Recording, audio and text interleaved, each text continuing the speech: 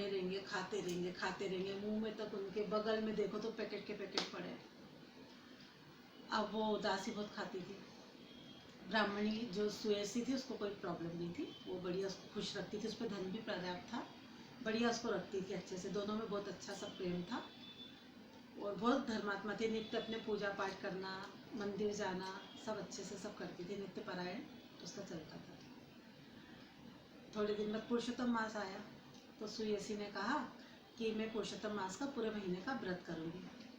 तो उसकी दासी ने कहा कि आप व्रत कर लो, मैं तो नहीं कर पाऊंगी, मेरे को तो बहुत भूख लगती है। तो उसने कहा तू मत कर, मैं व्रत कर लेती हूँ, कोई बात नहीं, तू अपना खाना खाती रहना, बनाती रहना, और मैं व्रत करूँगी, मैं खाना वाना नहीं खाऊंगी।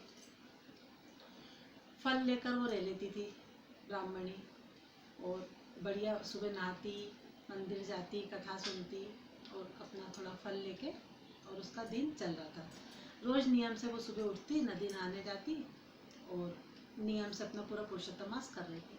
करते करते करते करते 15 दिन हो जाते हैं। इधर ये दासी 15 दिन दिन भर बनाना खाना खाती जाती खाती जाती खाती जाती। अब 15 दिन इसके पूरे हो गए पुरुषोत्तम मास के। एक दिन उसकी दासी की तबीयत बहुत खराब हो गई। तबीयत खराब हो गई तो उसने कहा ब्राह्मणी ने कि कोई बात नहीं, इतने सालों से तू मेरी सेवा कर रही है, अब तेरी तबीयत खराब हो गई तो मैं तेरी देख रेख करूँगी, तू चिंता मत कर, तू आराम से बिस्तर पे लेट जा।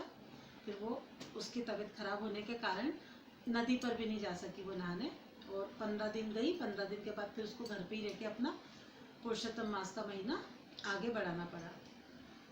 अब वो उसकी सेवा करने लगी। थोड़े टाइम बाद उसकी और तबीयत बिगड़ गई, बिल्कुल उसने बिस्तर पकड़ लिया दासी ने। फिर उसने उससे कहा ब्राह्मणी से कि मैं अब शायद नहीं बचूंगी, और मैंने तो जीवन में कभी कोई पुण्य नहीं करा, कोई व्रत नहीं करा, कोई पूजा पाठ नहीं करी, सिवाय मैंने खाया है, खाने के अलावा कोई काम नहीं करा, मुझे तो नरक में भी जगह नहीं मिलेगी। कि तुम एक काम कर दो कि अपने पुरुषोत्तम मास का एक दिन का फल के मुझे दे दो।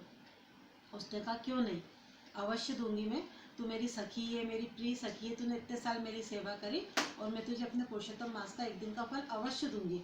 और देखना पुरुषोत्तम भगवान इसका तुझे बहुत फल देंगे, जब तू ऊपर जाएगी ना तो तुझे पता चलेगा इसका तुझे क्या फल मिला है। और पुरुषोत्तम का बहुत फल होता है, एक महीने का तो बहुत फल होता है, जीवन नहीं बदल जाता इतना, लेकिन श्रद्धा से, भक्ति से, निष्ठा से आप करो तब।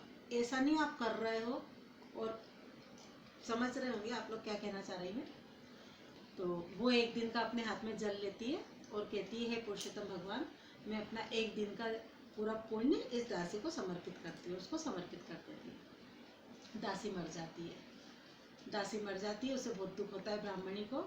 फिर दासी का जन्म काशी में एक राजा के यहाँ राजकुमारी के रूप में होता है। जब वो उसको पूर्व जन्मों का पूरा याद रहता है बचपन से ही, जब वो ध्यान करती है कि मैं पूर्व जन्म में उस ब्राह्मणी के यहाँ ऐसे ऐसे दासी थी और मैं ऐसे ऐसे बीमार हो गई थी, तो उसने मुझे सिर्फ एक दिन का पुरुषोत्तम माह का फल दिया था, उस फल की वजह से आज मैं काशी के राजा के यहाँ राजकुमारी के रूप में पैदा हुई हूँ।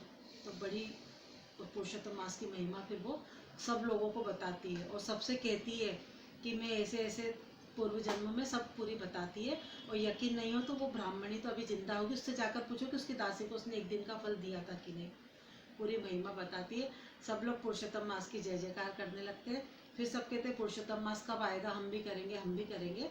लेकिन पुरुषोत्तम मास तो तीजे वर्षे पुरुषोत्तम पुरुषोत्तम पुरुषोत्तम